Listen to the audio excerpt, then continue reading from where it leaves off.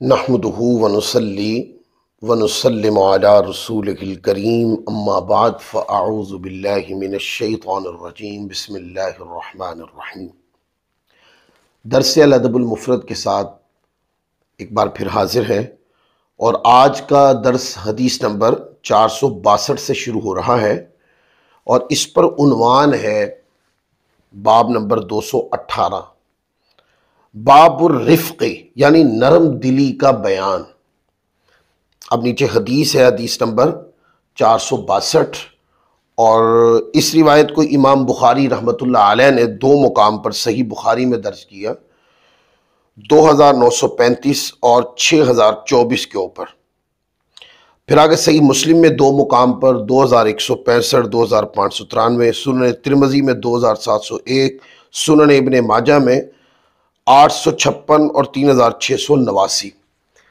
آقا علیہ السلام کی حدیث پاک ہے جس کو سیدہ عائشہ صدیقہ رضی اللہ تعالی عنہ نبی کریم صلی اللہ علیہ وسلم سے روایت فرماتی ہیں۔ آپ فرماتی ہیں کہ یہودیوں کا ایک گروہ رسول پاک صلی اللہ علیہ وآلہ وسلم کی خدمت اقدس میں حاضر ہوا اور انہوں نے آ کر کہا السلام علیکم۔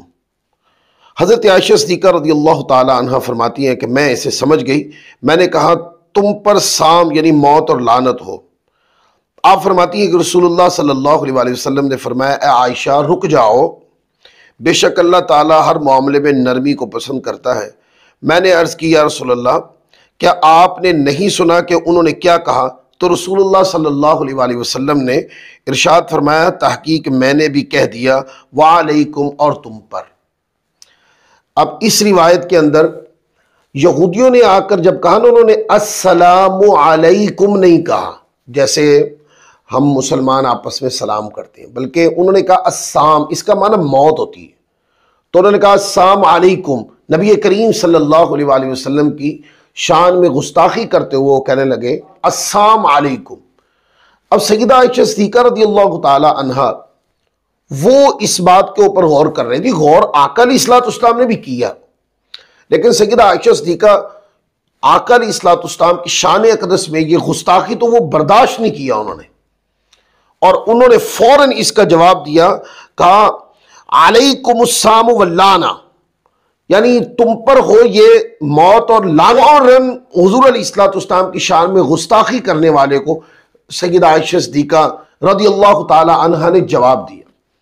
اب اس سے آپ اندازہ کر لیں کہ صحابہ اور صحابیات کے اندر آقا علیہ السلام کی ناموس کے کتنے زبردست پہرے دار تھے یہ لوگ، اور حضور کی شان اقدس کے اندر ایک جملہ بھی کمزوری کا صحابہ کرام اور صحابیات برداشت نہیں کرتی تھی۔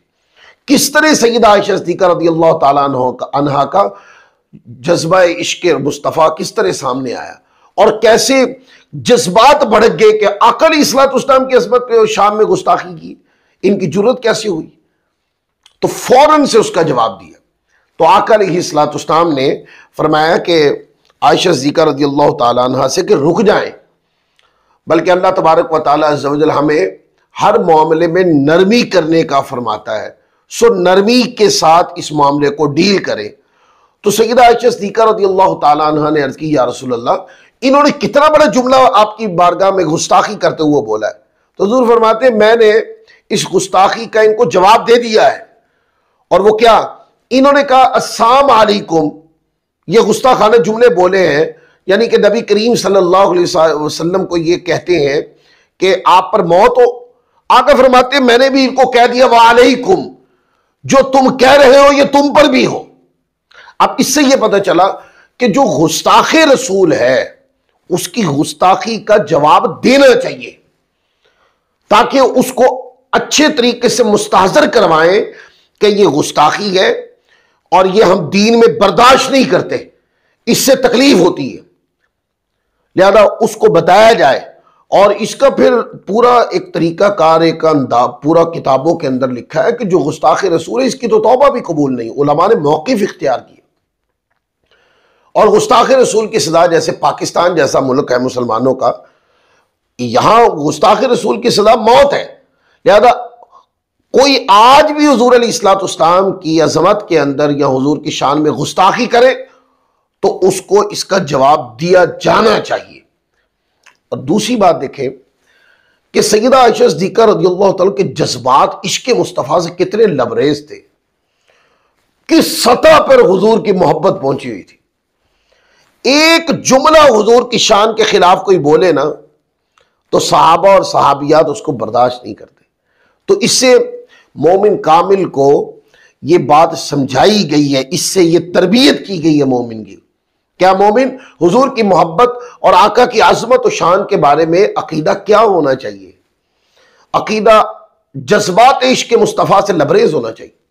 یہ جذبات پتہ کب بنتے ہیں؟ جب کوئی آقا علیہ الصلوۃ والسلام سے، اللہ کے محبوب سے ٹوٹ کر محبت کرتا ہے۔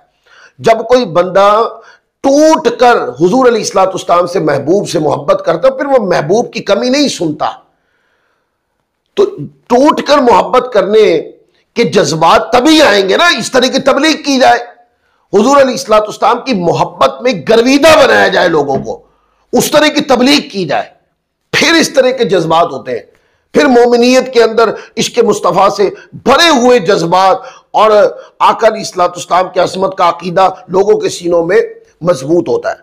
اور اگر آپ سڑی ہوئی تبلیغ کریں اور اس تبلیغ کے اندر حضور علیہ الصلوۃ والسلام کی شان اقدس سے دور لے جانے کا اچھا خاصا اہتمام اور انتظام کیا ہو آپ نے، میں ان لوگوں کی بات کرتا ہوں جو تبلیغ کرتے ہیں اور حضور علیہ الصلوۃ والسلام کو اپنے اوپر قیاس کرنے لگ جاتے ہیں، اور آقا کی تھوڑی سی شان بیان ہو تو وہ لوگ سمجھتے پتہ نہیں شرک ہو گیا ہے۔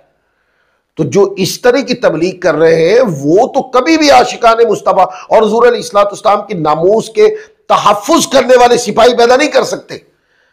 اگر آقا کی عظمت و شان اور ناموس کی تحفظ کے سپاہی پیدا کرنے ہیں تو پھر ایسی تبلیغ کرنی ہوگی کہ طبیعتیں ٹوٹ کر حضور علیہ الصلوۃ والسلام کے ساتھ جڑ جائیں، آقا کی محبت کوٹ کوٹ کے ان کے دل و دماغ کے اندر بھرنی ہے، اس طرح کی تبلیغ کرنی ہے۔ یعنی تبلیغ کرنی ہے، اس تبلیغ میں عظمت مصطفیٰ کا عنصر نمایاں رکھنا ہے، شان مصطفیٰ کا عنصر نمایاں رکھنا ہے، حضور کے ساتھ محبت کو نمایاں رکھنا ہے، باقی ساری چیزوں کو اس کے بعد رکھنا ہے۔ جتنا زیادہ حضور کی محبت دل میں قرار پکڑے گی اتنا زیادہ بندے کا ایمان مضبوط ہوگا۔ پھر آگے دیکھیں، حدیث نمبر 463 ہے، اور اس روایت کو بھی سیاستہ میں کئی کتابوں میں، یعنی مسلم شریف کے اندر یہ روایت 2592 پر آئی، سنن ابی داؤد میں 4809 پر، سنن ابن ماجہ میں 3687 پر آئی، اور حضرت جریر بن عبداللہ رضی اللہ تعالیٰ عنہ سے روایت ہے، فرماتے ہیں رسول پاک صلی اللہ علیہ وآلہ وسلم نے ارشاد فرمایا، جس شخص کو نرمی کا ایک حصہ اس کے مقدر میں عطا ہوا تو بے شک اس کو بھلائی کا ایک حصہ عطا ہوا۔ اور پھر اس کے نیچے حضرت محمد بن کثیر نے کہا کہ ہم سے شعبہ نے روایت بیان کی، از الاعمش اسی مثل ایک اور روایت بیان کی۔ اب کیا ہے نرمی؟ کیا ہے؟ فرمایا کہ جس کو نرمی مل گئی نا، فرمایا کہ وہ یوں سمجھے کہ نرمی کا ملنا اس طرح ہے کہ اس بندے کو بھلائی مل گئی ہے۔ تو جو بندہ نرم مزاج ہے، اخلاق کے اندر بھی مضبوط ہے، کلام میں بھی نرم ہے، اور معاملے میں سختی آ جائے تو نرمی کا پہلو لیتا ہے، اگر کہیں رشتہ داری میں دراڑ آ جائے تو وہ پیار کا راستہ لیتا ہے، یعنی وہ الجھاؤ پیدا نہیں کرتا بلکہ الجھاؤ کو درست کرتا ہے۔ تو نرمی کے بہت سارے فوائد ہیں جو پیچھے ہم اپنے دروس کے اندر بیان کر کے آ چکے ہیں۔ تو یہاں حضور نے فرمایا کہ جس کو نرمی نصیب ہو گئی وہ سمجھے اس کو بھلائی کا حصہ عطا کر دیا۔